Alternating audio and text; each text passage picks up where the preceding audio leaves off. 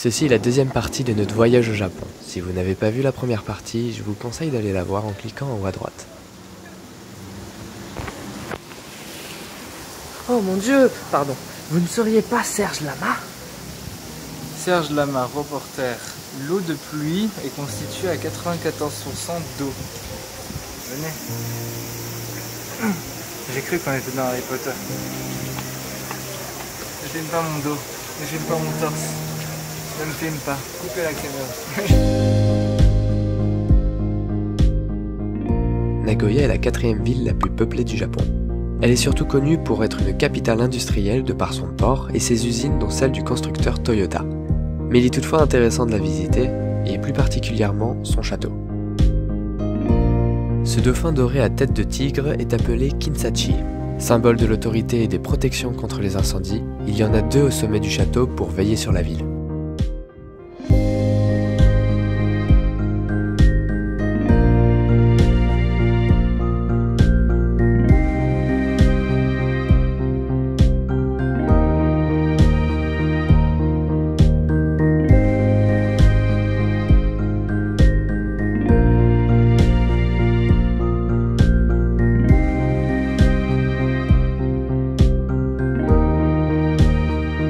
Le château est aujourd'hui un musée sur plusieurs étages détaillant son histoire. Il y a également une salle où sont exposés des centaines d'insectes en tout genre. J'aimais tout particulièrement ce papillon, ça ne se voit pas trop à la caméra, mais il changeait de couleur en fonction de l'angle de vue. Bref, il faut savoir que c'est Ieyasu Tokugawa qui l'a fait bâtir pour son 7e fils en 1610. Le domaine fut détruit en 1945 suite à des bombardements. Seul le donjon principal est reconstruit en 1959, et ce n'est qu'en 2009 que le projet de rebâtir l'ensemble du domaine a vu le jour. On est ensuite parti loin de la grande ville pour nous aventurer en petite ville de montagne, et plus précisément à Harakone.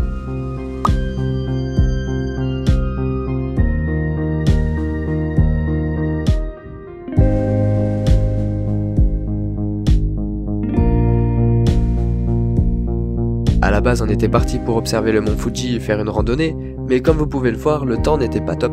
Surtout que dans le train, on nous annonçait qu'il y avait un typhon 5 sur le Japon et que c'était le plus puissant enregistré dans le monde en 2017. Mais on a juste eu de la pluie et quelques rafales de vent, donc ça va.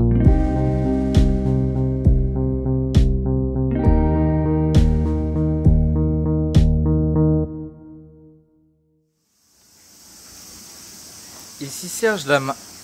Les moustiques me font mal. Nous sommes dans la petite ville de Kyoto. Il n'y a pas de jeu de mots à faire sur cette ville, à part Kyoto, la tête à toute. Il y a des chiens qui ont des capes. Ils les ont volés à Superman parce qu'ils avaient froid la nuit. Même si là il fait chaud. Regardez mon dos. Non, on l'a déjà vu dans l'épisode d'avant. Ça, si tu veux toucher, il faut te laver les mains. Bien. D'habitude c'est stylé, là c'est pas trop. Tu verres dans ta main, tu verres dans l'autre main, tu mets ta bouche. Et tu bois un petit peu, tu vois, mais tu bois pas trop. Juste, tu sors de...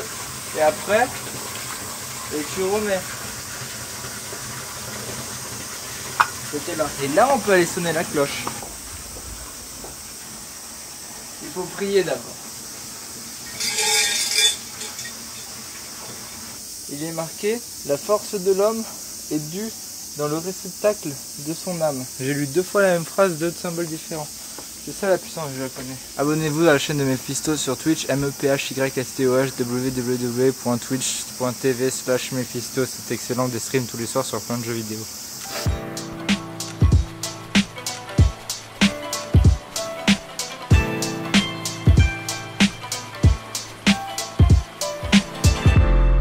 Voici le Fushimi-inari Taisha de Kyoto. Il s'agit du plus grand sanctuaire Shinto du Japon et est dédié à la déesse du riz, Inari, et plus largement à la richesse. Il compte plus de 10 000 torii sous lesquels on peut randonner sur quelques kilomètres pour atteindre le sommet à 233 mètres. Le sanctuaire a commencé à être érigé en 711 et contrairement à ce que l'on pourrait penser, ces torii ont été financés par des hommes d'affaires, des sociétés ou des grands groupes. Leur nom est inscrit sur chacun des poteaux ainsi que la date de pose. Même si ces torii sont une forme de publicité, le tout est vraiment esthétique et la balade est très agréable.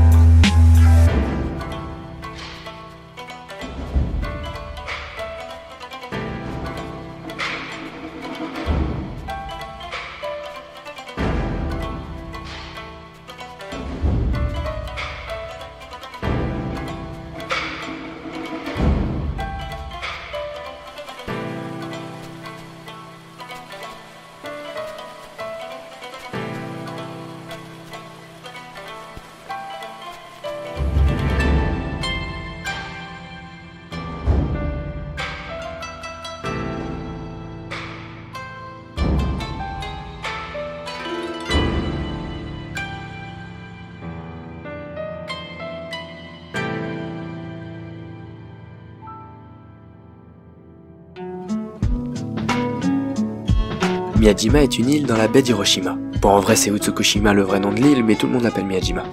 Personnellement, c'est mon endroit préféré du Japon, et je ne suis pas le seul à penser ça, puisqu'il est classé comme l'un des 3 plus beaux sites du Japon, rien que ça. En tout cas, Miyajima est l'île sacrée du shintoïsme, et de ce fait possède des règles bien spécifiques. Il est par exemple interdit d'abattre un de ses arbres, de naître sur l'île ou encore d'y mourir. Au-delà de ces interdictions, le sanctuaire flottant sur l'eau, les Suntory, est l'attraction phare de Miyajima. Et pour cause, ce sanctuaire est classé au patrimoine mondial de l'UNESCO. Cette île est bourrée de temples, de sanctuaires, de parcs ou encore de cerfs. Oui, des cerfs, il y en a pas loin de 500 qui se baladent en liberté dans la ville. Ils ne sont pas craintifs et ne cherchent qu'à bouffer toute la nourriture que vous possédez. Mais ils sont gentils. Même s'il s'agit d'une petite île, il y a pas mal de choses à visiter et à découvrir dans la ville, notamment l'aquarium, les musées ou encore les festivals qui ont lieu tout au long de l'année. Mais c'est en sortant de la ville que l'on pourra visiter des parcs ou même en randonnée dans la montagne et atteindre le mont Minsen à 535 mètres au-dessus du niveau de la mer.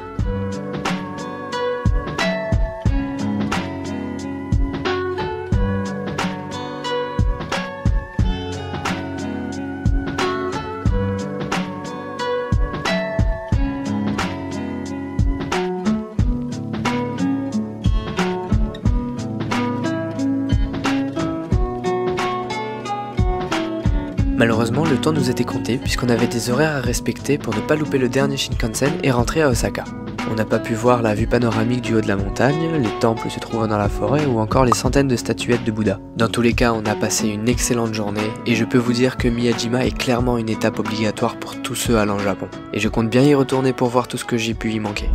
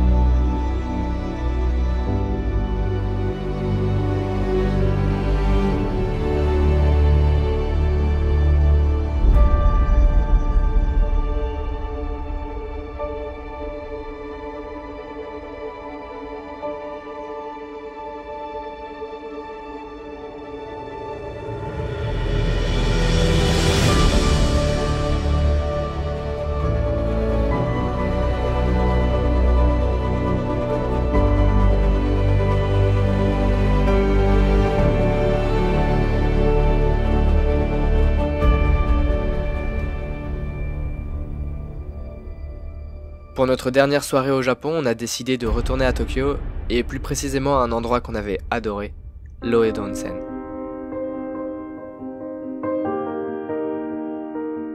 Cet endroit est un parc en intérieur sur le thème des onsen.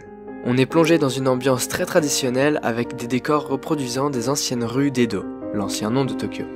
Un onsen est un bain thermal japonais. L'eau y est naturellement chaude et est issue de sources volcaniques.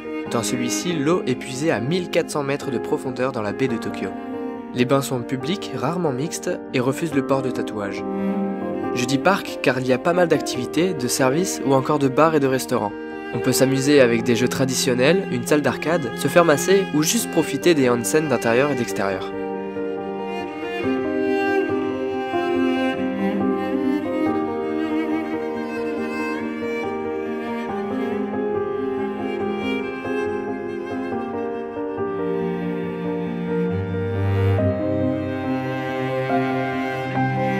L'endroit est ouvert non-stop de 11h du mat à 9h du mat le lendemain et l'atmosphère de nuit est géniale. Pour y rester après 2h du matin, il faut payer un supplément. N'ayant pas d'endroit où dormir, on a décidé de rester sur place et de passer la nuit dans la salle de repos, dans laquelle on a un siège inclinable, une sorte de plaid et la télévision. Après une nuit pas très agréable, parce que bon, les sièges sont pas très confortables, c'est le moment du grand départ. Et pour notre dernier repas, on s'est explosé le bit de sushi pour à peine 17 € par personne. Dans tous les cas, après 3 semaines de découverte, dont 10 jours à Tokyo et 10 jours à Osaka en bougeant de ville tout le temps, je vous assure que c'est dur de devoir quitter ce pays. Ce fut clairement la meilleure expérience de ma vie à ce jour et j'espère vraiment pouvoir y retourner. J'aime vraiment ce pays, la gastronomie, les paysages, les sanctuaires, les gens, l'histoire, les festivals, la mentalité. Tout ça c'est complètement différent de chez nous et ça fait un bien fou de changer tout ça pendant un temps. Si cette vidéo t'a plu, tu peux mettre un pouce bleu et partager en masse, ça m'aiderait énormément. Et tu peux laisser un commentaire, je me ferai une joie de te répondre. Je vous laisse sur les photos des lieux que je n'ai pas présentés en vidéo et sur ce, ciao!